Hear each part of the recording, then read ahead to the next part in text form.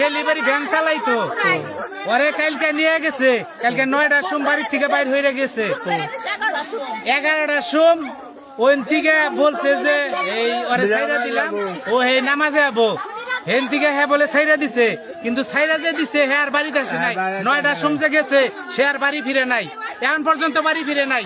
আপনারা কি মনে করতেছেন? আমরা মনে করছি ওরে কেউ নিঃসঙ্গভাবে ওরে খুন করছে, আমরা আর সুস্থ বিচার চাই।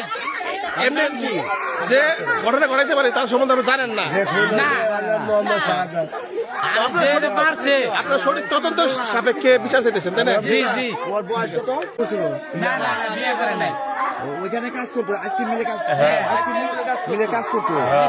তো এখন গতকালকে ডেকে নিয়ে গেছে না, ওই গাড়িটা দোয়ানে জলে কি যায়, দোয়ানে কালকে স্যার গেছিল, যাওয়ার পর ঠিক আছে 11টার দিকে আপনার গাড়ি নিয়ে যাই 1-2 ঘন্টা করছে, করার পর মহাজনের কাছে আপনার গাড়িটা জমা দিছে, জমা দেওয়ার পর আর বাড়িতে আসে ও আর বাড়িতে আসে নাই।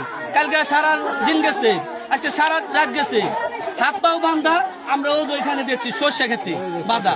ইতিপূর্বে ঝগড়া হয়েছে কারোর সাথে কি? না না, কারোর সাথে ঝগড়া নাই। আর সরকার বলে একজনে বলে 4,500 টাকা, আর একজনে করে 10,000 টাকা, 10,000 টাকার কামই করে ওইটি, আর 8,500 টাকা যে কইছে তার কাম কর না।